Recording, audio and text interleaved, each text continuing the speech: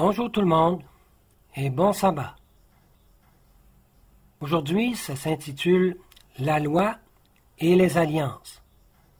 Et ce sera en deux parties. Aujourd'hui, c'est la première. Autrefois, quand les gens faisaient un marché et se serraient la main, on pouvait compter sur leurs paroles comme étant de l'argent en banque. De nos jours, quand quelqu'un conclut une affaire, c'est comme des contrats sportifs. Le joueur obtient 5 ans avec autant de millions par an, mais s'il est échangé ou renvoyé pendant la durée du contrat, ce contrat devient nul. Lisons Galates, chapitre 3, verset 15. Il est écrit: Frères, je parle à la manière des hommes. Lorsqu'un contrat a été confirmé par un homme, personne ne le casse ou n'y ajoute rien. Le point de Paul dans ce verset est que lorsque des hommes donnent leur parole solennelle sur un accord, on s'attend à ce qu'ils tiennent leurs promesses. Combien plus Dieu gardera sa parole quand il fait une promesse et jure par sa vie et son trône à Abraham et à sa postérité. En fait, non seulement Dieu a promis le salut dans l'Évangile par Jésus-Christ, mais il a également juré que s'il ne remplissait pas sa promesse envers nous, sa vie lui serait demandée. Et nous trouvons cela dans le livre aux Hébreux, que l'assurance du salut repose sur la promesse du serment de Dieu. Il est absolument impossible pour Dieu de changer son plan de salut face à une promesse venant de notre part d'observer la loi afin de gagner la vie éternelle. La loi tacite, ou sous-entendue, de Dieu était déjà incluse dans l'Évangile qui a été donné à Abraham. Lisons cela dans Galates, chapitre 3, verset 16. Il est écrit: Or, les promesses ont été faites à Abraham et à sa postérité. Il n'est pas dit « et à ses postérités », comme s'il s'agissait de plusieurs, mais comme d'une seule, et à ta postérité, qui est Christ. À qui les promesses ont-elles été faites? À Abraham, et plus particulièrement à qui? Eh bien, à Christ. Donc, les promesses ont été faites à deux personnes, à Abraham et ensuite à Christ. Ainsi, derrière les promesses que Dieu a faites à Abraham, la nouvelle alliance, se trouve l'alliance éternelle entre le Dieu de l'Ancien Testament et Christ. Ne trouvez-vous pas cela étonnant? Une alliance éternelle entre le Fils de Dieu et le Fils de l'homme, et que ces deux sont la même personne. C'est une alliance entre la divinité et l'humanité, et tout cela en la même personne qui est Jésus-Christ. Et vous savez très bien que Christ était en parfaite conformité avec la loi de Dieu. Jésus a dit dans Psaume 40, verset 9, ou Hébreux, chapitre 10, verset 7, « Mon Dieu, j'ai pris plaisir à faire ta volonté, et ta loi est au-dedans de mes entrailles. Et il l'a parfaitement vécu dans sa vie sur cette terre. Ainsi, toutes les promesses de Dieu sont oui et amen en Christ. Christ a accompli la loi. C'était sa justice. Et c'est cet accomplissement de la loi venant de Christ qui a été donné à Abraham. Abraham accomplissait donc la loi de Dieu en recevant du Saint-Esprit le Christ vivant dans son esprit. Lisons Galates, chapitre 3, verset 17. Voici donc ce que je dis. Quant au contrat que Dieu a auparavant confirmé en Christ, la loi, qui n'est venue que 430 ans après, n'a pu l'annuler pour abolir la promesse. Et ici, nous trouvons la définition de Paul de l'alliance de Dieu. L'alliance du Fils de Dieu est sa promesse envers le Fils de l'homme. Ce ne sont pas nos promesses de garder la loi de Dieu. C'est la promesse de Dieu envers nous qui sommes en Christ, car Christ est le deuxième Adam. Il a promis de nous donner sa loi en Christ.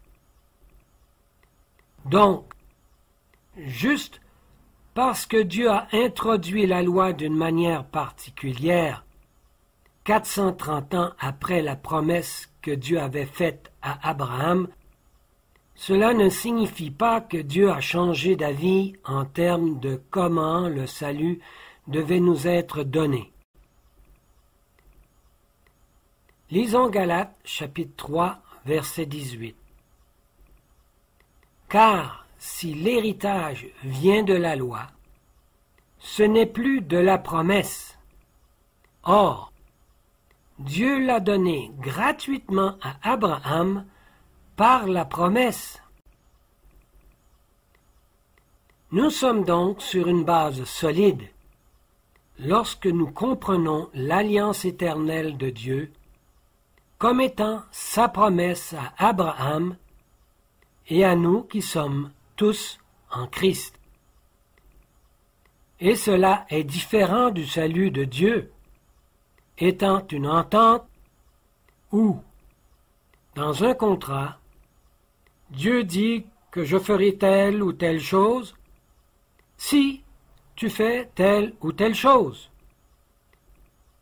Ce n'est plus une promesse, parce qu'il y a des obligations qui doivent être remplies par les deux parties.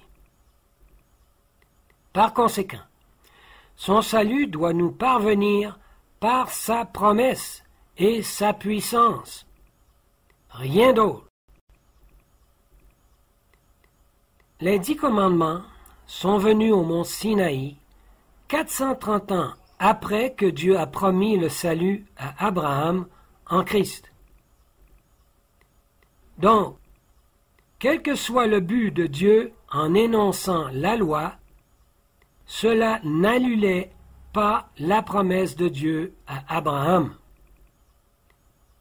L'héritage d'une nouvelle terre juste que Dieu a promis ne se réalisera pas par l'observation de la loi venant de l'homme avec ses mobiles égoïstes.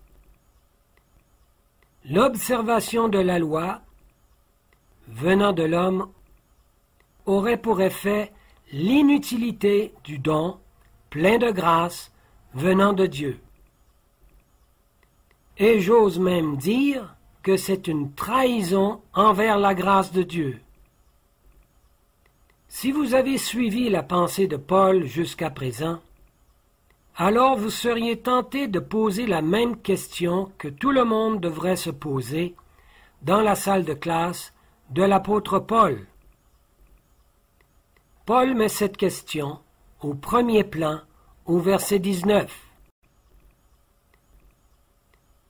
Lisons Galates, chapitre 3, verset 19. « À quoi donc sert la loi ?» dit-il. « Pourquoi Dieu a-t-il introduit la loi au mont Sinaï ?» Parce que Dieu veut nous faire réaliser notre impuissance comme pécheurs et que nous sommes incapables de garder sa loi.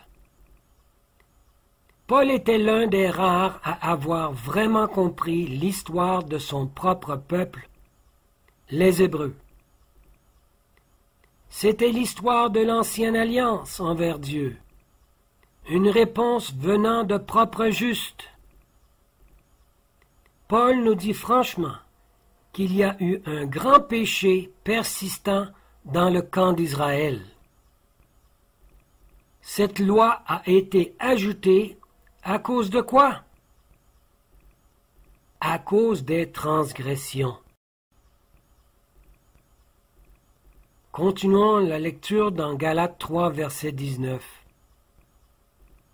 Elle a été ajoutée à la promesse à cause des transgressions. Et qu'est-ce que la transgression? Que se passe-t-il lorsqu'il n'y a pas de loi? Eh bien, c'est l'anarchie. Et de la part de qui?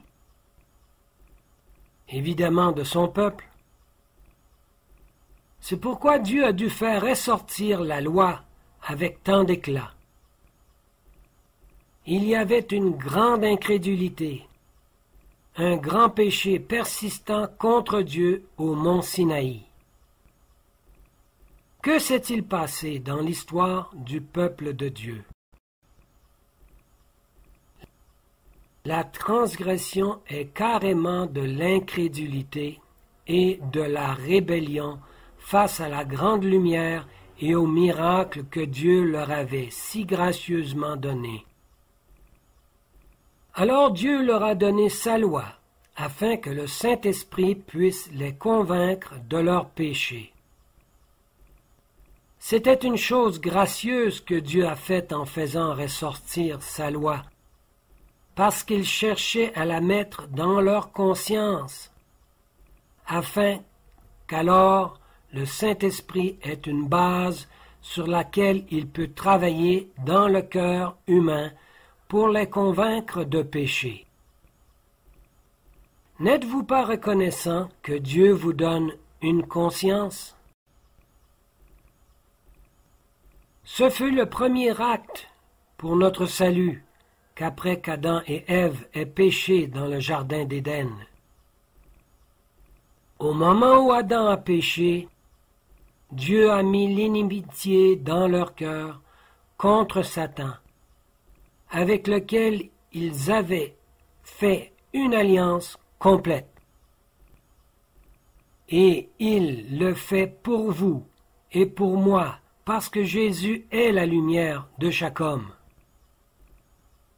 Dieu, par Jésus, place dans nos cœurs une conscience, une base d'opération à partir de laquelle le Saint-Esprit peut faire appel à chaque cœur humain qui vient dans ce monde.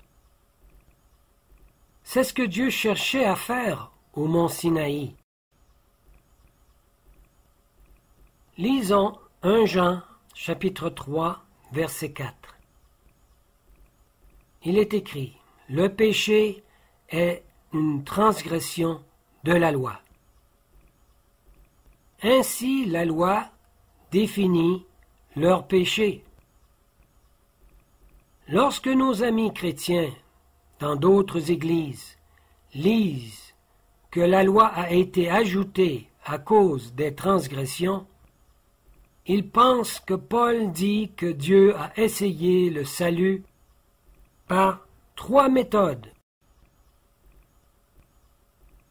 La première, la méthode de la promesse, avec les patriarches. On parle ici d'Abraham, d'Isaac et de Jacob. Mais qu'avec Israël, il a introduit une nouvelle méthode. Voici la deuxième. La méthode de l'accomplissement de la loi pour leur salut. Lorsque Dieu a vu que cela ne fonctionnait pas, la méthode d'accomplir la loi, il est finalement arrivé à une dernière méthode. Voici la troisième. La méthode que nous sommes sauvés par grâce. Selon eux, la loi de l'Ancien Testament a été abolie à la croix. Il ne nous reste donc qu'à accepter cette offre merveilleuse de la grâce. Une lecture superficielle de ce texte pourrait conduire quelqu'un dans cette compréhension, et c'est ce que nos amis évangéliques ont conclu. Pas étonnant qu'il y ait tant de religions, car très souvent nous interprétons la Bible de différentes manières, ce qui amène tant de conflits entre nous, chrétiens. Cela a été ainsi même à l'époque de Waggoner et de nos pionniers. Donc, résumons ce que nous avons dit.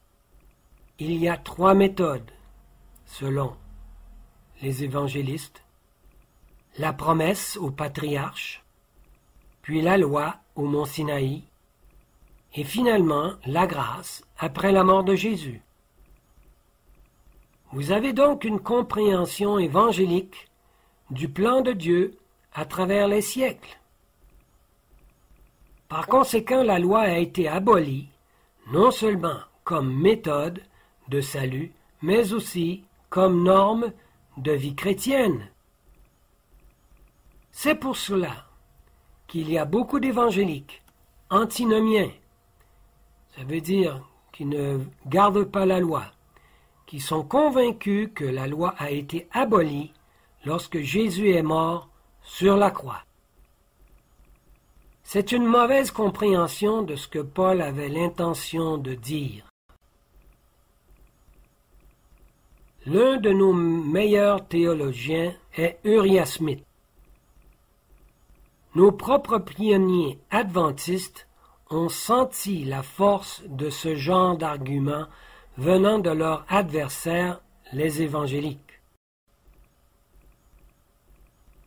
Le président de la Conférence générale en 1888, George Butler. Alors des hommes comme George Butler, D.M. Kenwright, un évangéliste éminent, et Uriah Smith ont eu l'idée que la loi ajoutée était la loi cérémonielle des types et des sacrifices. Vous avez sans doute déjà entendu cela. Dieu ajoutait quelque chose à ses 10 commandements, qui préexistaient déjà au Sinaï. Parce que tout bon adventiste du 7e jour croit que la loi n'est certainement pas venue au mont Sinaï. Elle a toujours existé. Donc, ce qui a été ajouté alors devrait être la loi cérémonielle. Ce fut l'interprétation de nos éminents pionniers. Le sanctuaire et ses sacrifices ont été ajoutés à cause de la transgression. Quand on y réfléchit, les sacrifices n'ont pas vraiment été ajoutés au mont Sinaï. Car certainement Abel a offert un agneau en sacrifice, car un agneau faisait partie du système cérémoniel. Peut-être qu'Adam et Ève ont aussi offert un agneau en sacrifice à cause des vêtements qui leur étaient fournis. Les cérémonies existaient déjà depuis Abel, qui a offert un agneau quand il a adoré. Cependant, après le Sinaï, les cérémonies sont devenues plus élaborées et plus détaillées. Avant 1888, Dieu a donné à Elliot J. Waggoner une compréhension plus claire de ce qu'était cette loi ajoutée dans Galates 3, verset 19. Le mot grec est prostitémie, qui peut également signifier parler avec emphase. Dans Hébreux 12, verset 19, nous lisons comment la parole leur fut adressée au mont Sinaï. Il est écrit « Du bruit des paroles qui fut tel que ceux qui l'entendirent prièrent que la parole ne leur fût plus adressée. » Prostitémie, parler avec emphase. Le Sinaï était la première fois que Dieu mettait sa loi en évidence de manière non seulement à les prononcer, mais aussi à les écrire de son propre doigt sur des tables de pierre. Dieu est venu enhardir la loi au mont Sinaï.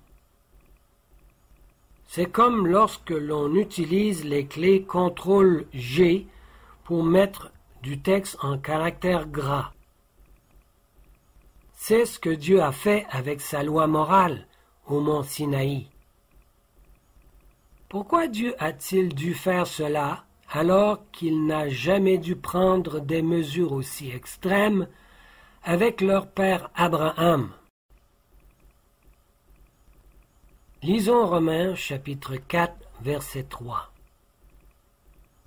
Abraham crut à Dieu, et cela lui fut imputé à justice. Abraham croyait à la promesse de Dieu, mais manifestement, Israël avait un problème d'incrédulité. Dieu a-t-il omis de leur donner une grande lumière comme il l'avait donnée à leur père Abraham? Pas du tout. Énumérez seulement tous les miracles providentiels qui furent accomplis pendant leur marche suite à leur délivrance de l'esclavage en Égypte. Israël a même compris la croix de Christ. Ils avaient observé la Pâque avant de quitter l'Égypte. L'ange de la mort, après avoir vu le sang de l'agneau sur le montant de la porte, a passé au-dessus de leur maison. Tandis que le même ange a frappé le premier-né et des Égyptiens et des Israélites, qui ne croyaient pas au sang de leur substitut et de leur espérance de la gloire. Ainsi la croix de Christ les a donc sauvés d'une mort certaine. Dans la Pâque, ils ont appris les leçons de la croix. Puis Jéhovah leur a fourni du pain dans le désert, et ce pain était suffisant pour leurs besoins quotidiens à les soutenir en vie. Et c'était pour leur enseigner d'une manière très visible et physique que nous vivons de chaque parole qui sort de la bouche de Dieu.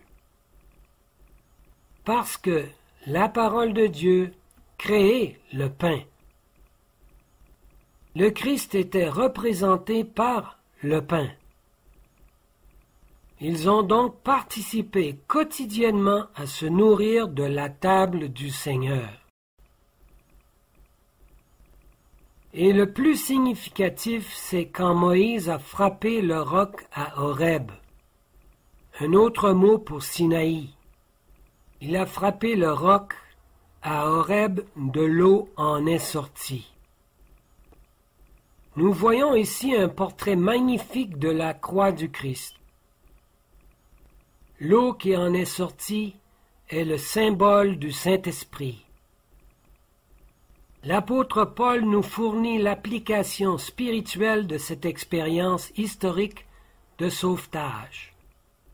En anglais, ça se dit « life-saving experience ». Lisons 1 Corinthiens chapitre 10 verset 4. Et qu'ils ont tous bu du même breuvage spirituel, car ils buvaient de l'eau du rocher spirituel qui les suivait, et ce rocher était Christ. Avant même que les 10 commandements ne soient prononcés, la croix de Christ leur avait été présentée. L'eau de cette croix, qui est le Saint-Esprit, coule pour le monde entier. Mais seuls ceux qui boivent de cette eau, en exerçant la foi de Jésus, peuvent en bénéficier. Ils savaient tout sur le calvaire, déjà au mont Sinaï. Lisons Exode chapitre 19 et verset 4. Vous avez vu ce que j'ai fait aux Égyptiens, et que je vous ai portés sur des ailes d'aigle, et que je vous ai fait venir vers moi. Israël avait donc toutes les preuves, et bien plus encore, que sa délivrance et ses soins providentiels ont été miraculeusement fournis par la croix du Christ. De sorte que lorsque Dieu leur a proposé son alliance, il aurait dû répondre avec reconnaissance, tout comme leur père Abraham a répondu. Alors je vais poursuivre cette prédication la prochaine fois. Voici ma prière. Je prie Dieu qu'il puisse nous aider à comprendre que la loi n'a jamais été abolie, mais qu'au contraire, nous pouvons l'accomplir dans notre vie par la foi de Jésus. Aussi de nous aider à reconnaître que ces promesses que tu as faites à Abraham soient aussi pour chacun d'entre nous. Amen.